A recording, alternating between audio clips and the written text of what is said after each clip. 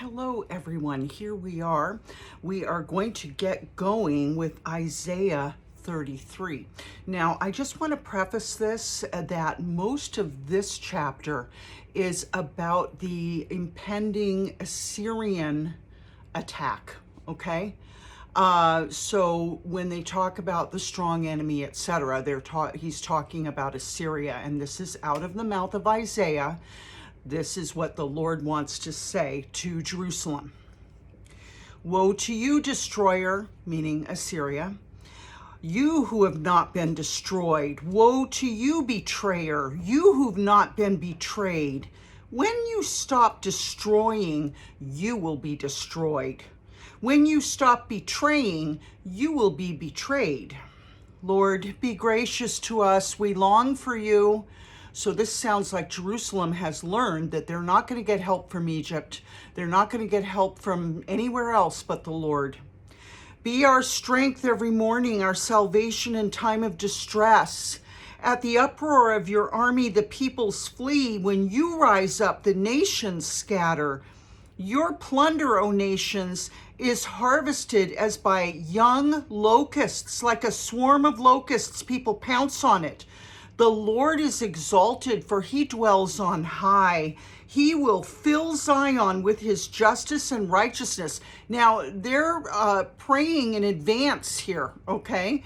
And they're thanking the Lord in advance, okay? Because in faith, they believe that the Lord will do it. And it's okay to do that, okay? He will be the sure foundation for your times, a rich store of salvation and wisdom and knowledge. The fear of the Lord is the key to this treasure. So we should be listening to this and taking heed of this in the times we're in too. Look, their brave men cry aloud in the streets. The envoys of peace weep bitterly. The highways are deserted. No travelers are on the roads. The treaty is broken.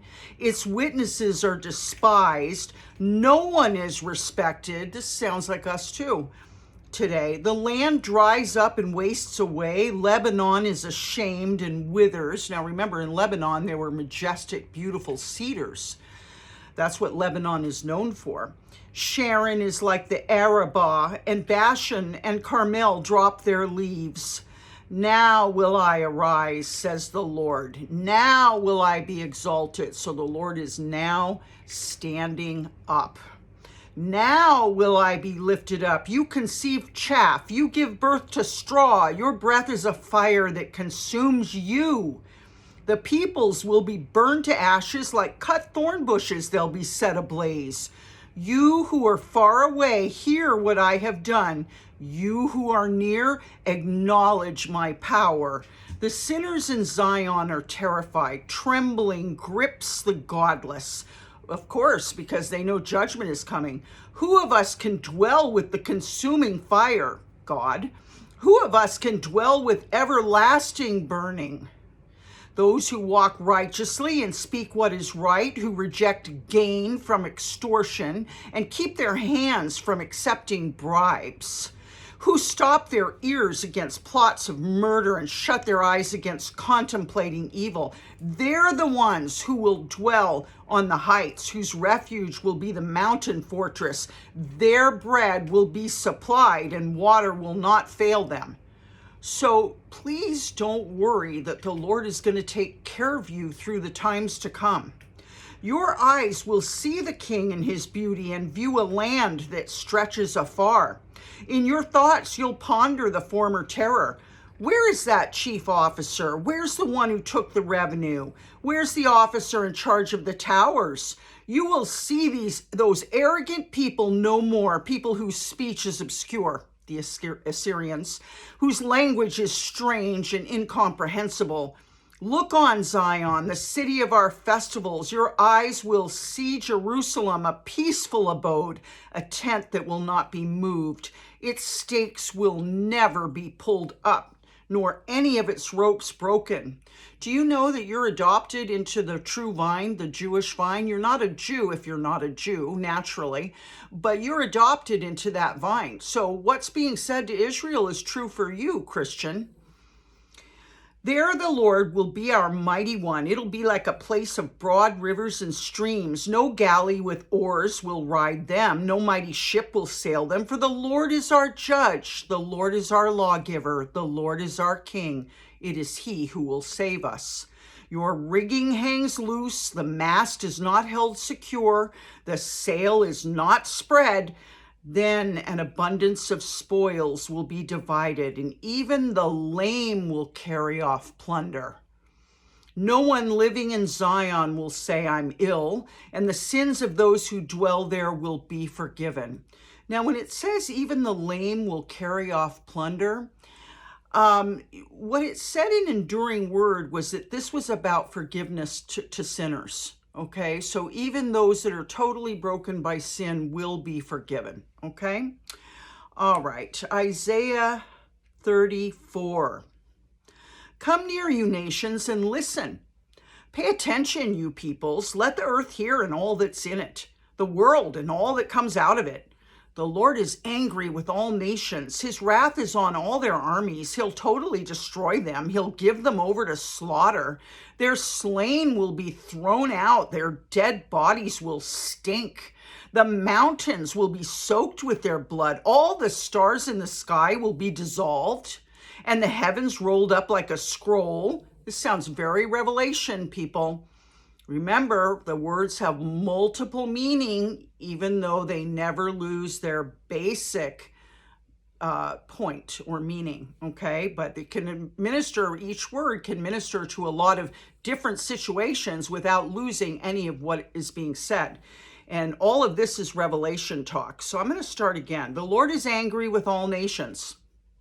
His wrath is on all their enemies. He'll totally destroy them. He'll give them over to slaughter. Their slain will be thrown out. Their dead bodies will stink. That's in Revelation. The mountains will be soaked with their blood. All the stars in the sky will be dissolved. The heavens rolled up like a scroll. All the starry host will fall. That's all the planets and everything. Like withered leaves from the vine, like shriveled figs from the fig tree. That's all Revelation. My sword has drunk its fill in the heavens. See, it descends in judgment on Edom, the people I've totally destroyed. The sword of the Lord is bathed in blood. It's covered with fat, the blood of lambs and goats, fat from the kidneys of rams.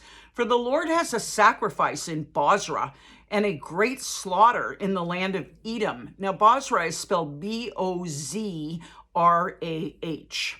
And the wild oxen will fall with them, the bull calves and the great bulls. Their land will be drenched with blood, and the dust will be soaked with fat. For the Lord has a day of vengeance, a year of retribution to uphold Zion's cause. Edom's streams will be turned into pitch, her dust into burning sulfur. Her land will become blazing pitch. It'll not be quenched night or day. Its smoke will rise forever. From generation to generation, it will lie desolate. No one will ever pass through it again. The desert owl and the screech owl will possess it. The great owl and the raven will nest there. God will stretch out over Edom the measuring line of chaos and the plumb line of desolation. Her nobles will have nothing there to be called a kingdom. All her princes will vanish away. Thorns will overrun her citadels, nettles and brambles her strongholds. She will become a haunt for jackals, a home for owls. Desert creatures will meet with hyenas, and wild goats will bleat to each other. There the night creatures will also lie down and find for themselves places of rest. The owl will nest there and lay eggs. She'll hatch them and care for her young under the shadow of her wings. There also the falcons will gather, each with its mate. Look in the scroll of the Lord and read. None of these will be missing. Not one will lack her mate. For it is his mouth that has given the order, and his spirit will gather them together. He allots their portions. His hand distributes them by measure. They will possess it forever and dwell there from generation to generation.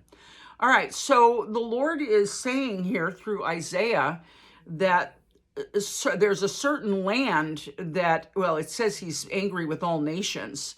But it says in the day of vengeance, Edom's streams will be turned into pitch, and from generation to generation it will lie desolate. So the enemies of Jerusalem, which was Edom, which was Esau's line, which was the brother of Jacob, the twin, and Jacob took his birthright because Esau was so horrified that he gave up his birthright for a piece of bread.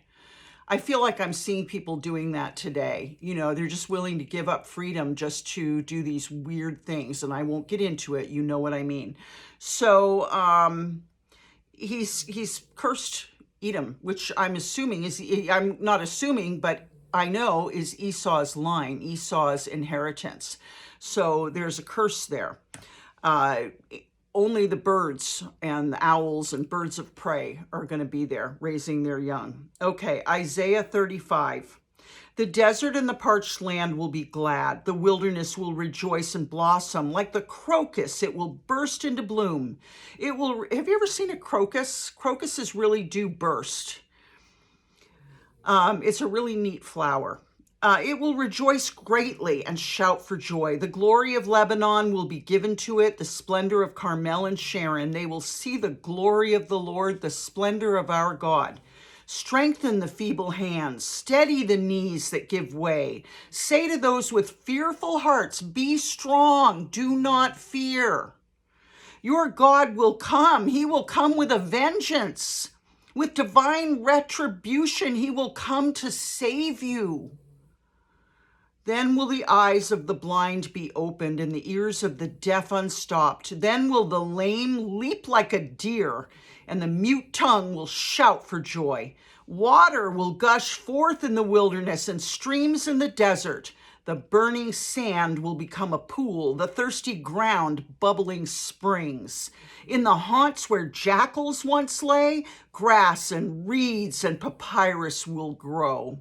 And a highway will be there. It will be called the way of holiness.